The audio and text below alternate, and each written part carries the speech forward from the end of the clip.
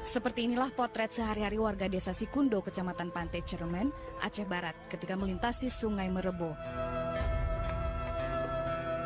Sedikit saja kehilangan keseimbangan, nyawa menjadi taruhannya. Jembatan tali ini berada di atas sungai arus deras sedalam 3 meter.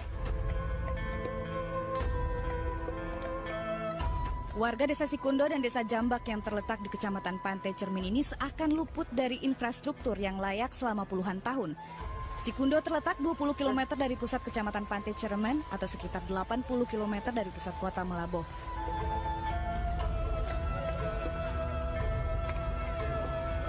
Tidak hanya orang dewasa, anak-anak sekolah berjuang dengan gigih melewati jembatan tali ini. Setiap hari, mereka harus melewati jembatan ketika pergi atau pulang sekolah.